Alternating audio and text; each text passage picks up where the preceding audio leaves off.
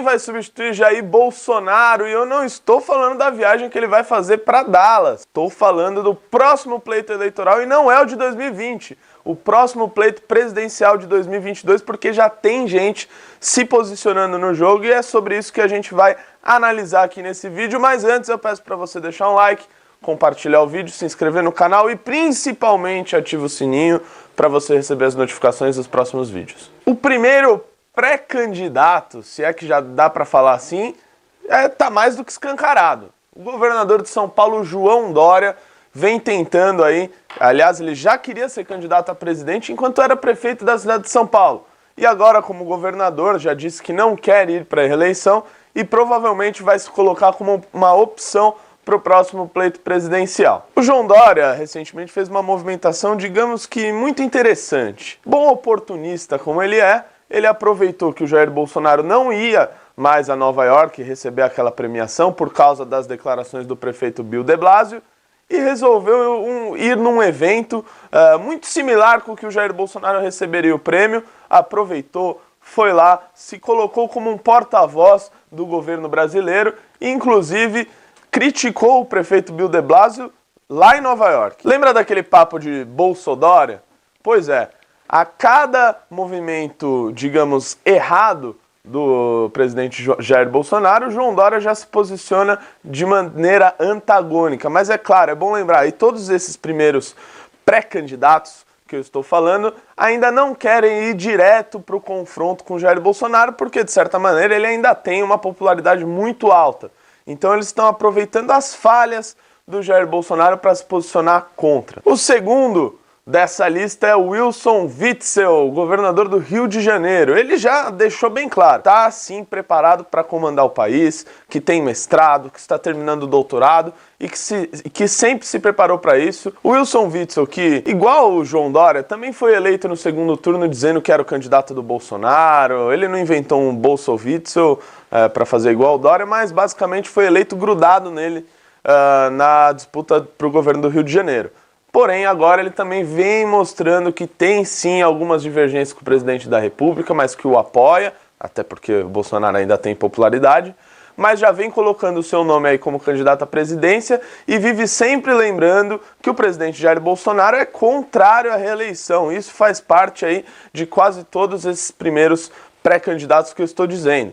Todos eles lembram muito o fato de que Jair Bolsonaro é contrário à reeleição e, portanto, não teriam que disputar uma eleição com ele. O terceiro dessa lista é ele mesmo, ele vai voltar, Eu não queria muito, mas ele vai voltar. Luciano Huck, apresentador da TV Globo, vai voltar em 2022 sim. Aliás, ele quando desistiu do pleito de 2018, dizia aos seus amigos, né, que ele ia voltar, ele ia treinar mais, ele ia ficar faixa preta e ia voltar para a verdadeira batalha. E é claro que ele está falando de 2022, muito provavelmente ele virá aí nessa candidatura como um candidato de centro, mais moderado, e até ele não anda criticando tanto Jair Bolsonaro, vem apoiando algumas pautas, principalmente do ministro Moro e da reforma da Previdência. O quarto dessa lista, que deve vir forte para a eleição presidencial, é o Partido Novo. Agora, resta saber se eles irão apostar novamente no João Almoedo, que foi um candidato que foi muito bem,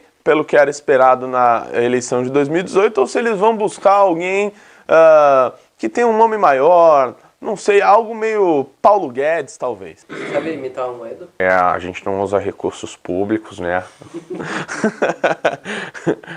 Sem fundo partidário, a gente devolve todos os recursos do fundo. E o quinto nome dessa lista, e muita gente fala isso na internet, né? Eu não votei no Bolsonaro, eu votei no Paulo Guedes. E muita gente imagina, né, principalmente os liberais, que ele possa vir a ser um bom candidato à presidência da República. Olha, ele nunca deu nada a entender nesse sentido, mas recentemente ele deu uma declaraçãozinha que me deixou com a pulga atrás da orelha.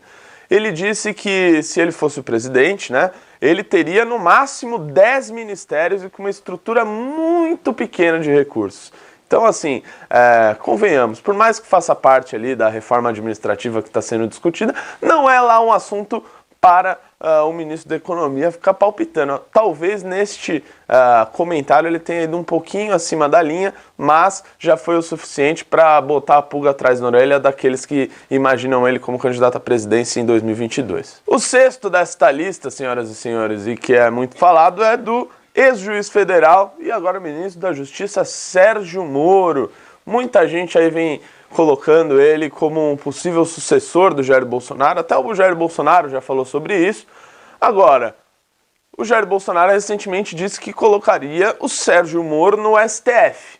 Uma vez que o Sérgio Moro vá para o STF, muito provavelmente ele não poderá, né, sair do cargo de ministro do Supremo Tribunal Federal após 1 ano e meio por lá para sair candidato à presidência. Então, aparentemente, esse movimento de colocá-lo no Supremo Tribunal Federal venha a desestabilizar uma possível candidatura dele. E o Mourão?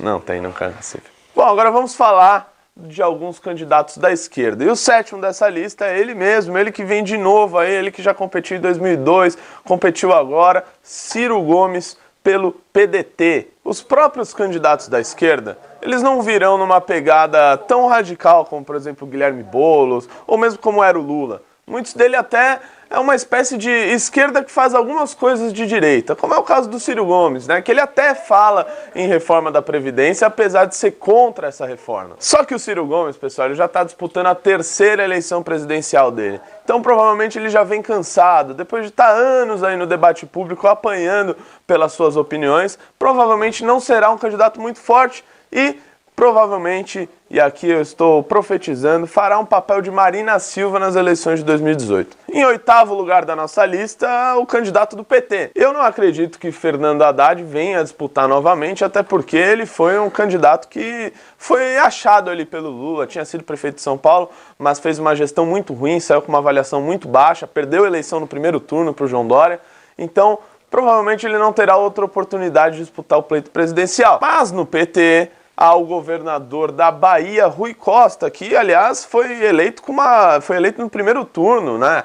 O Rui Costa, que faz parte até daquele Ciro, né? Que é de esquerda, mas faz algumas coisinhas de direita. Pois é, ele é do PT, mas até já defendeu a reforma da Previdência. Então, pessoal, eu só listei aqui alguns nomes que já, de certa maneira, estão se posicionando no debate público e que podem vir a ser candidatos à presidência da República. Então, fiquem de olho nos movimentos dessas pessoas.